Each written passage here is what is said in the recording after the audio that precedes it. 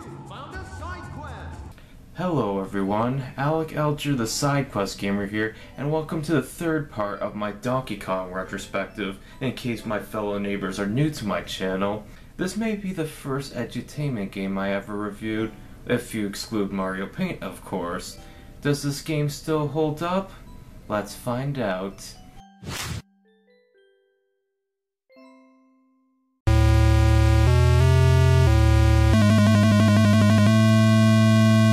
From the release of Donkey Kong and Donkey Kong Jr. in the arcades, Donkey Kong has went from gaming icon to gaming legends thanks to the popularity of the first two arcade games, and by 1983, Nintendo decided to release a gaming console in Japan known as the Nintendo Family Computer, aka the Famicom.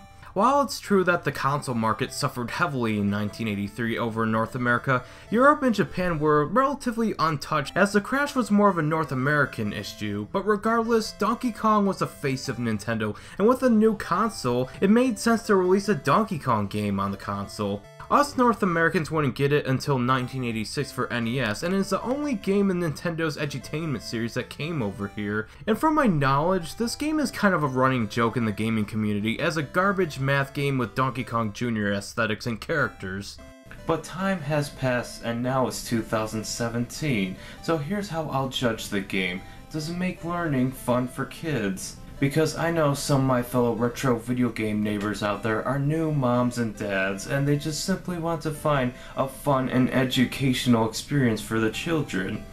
The game has three modes: Calculate A, Calculate B, and Exercise. This game pretty much reuses assets from Donkey Kong Jr., with player 2 having a recolored Junior sprite, and the game just involves climbing chains to grab numbers, as well as plus, minus, multiply, or divide symbols to reach the solution the game wants you to reach. For game A, it's basic addition and subtraction problems. The solution is always a positive number, so reaching the solution shouldn't be too difficult for first and second graders, although I will say getting there is kind of a slog because sometimes the number you want is several chains away, and collecting the numbers and symbols just never feels immediate or efficient, which can make the game rather boring and unstimulating at times. It's probably better if you and a friend are competing to solve the problems faster than the other, but single player Junior Math just has 5 rounds of problems that once you solve, that's really it.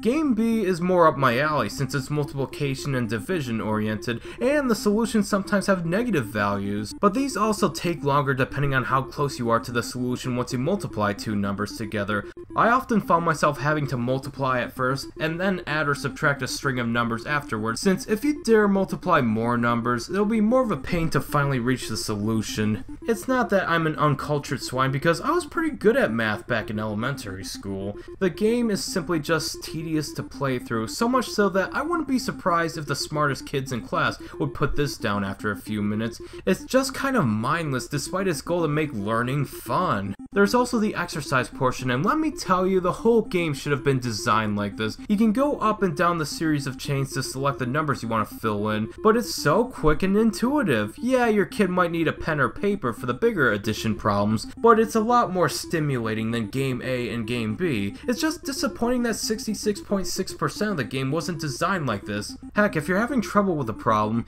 you can even move the question mark key up the lock to get the solution and see what you did wrong. I mean, you wouldn't gain any points for it, but this is helpful for kids to learn from their mistakes while still having fun with the Donkey Kong Jr. game mechanics. I dare say that this part of the game actually makes learning fun and stimulating for kids. But sadly, this game as a package doesn't really do that too well thanks to the inclusion of Game A and Game B, and it doesn't surprise me that this game was the only Nintendo Edutainment game ever localized over here in North America. From my understanding, critics hated it, especially those who were in the edutainment review business.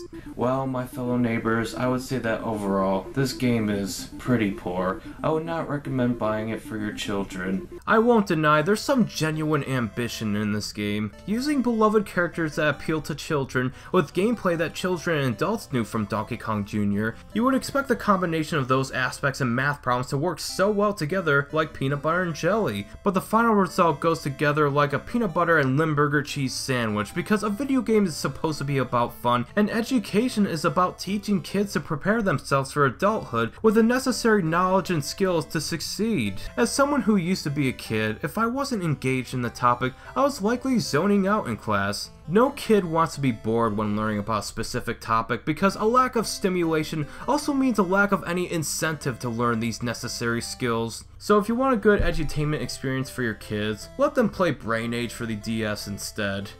While it was fun being here, I'm afraid it's time to go. Until part 4 of my Donkey Kong retrospective, thank you all so much for watching, my fellow neighbors, and remember to stay awesome. Now with that being said, it's time I drop the axe and just get rid of this sweatshirt. Jeez. God, it's like 90 degrees in here. God. Oh, jeez.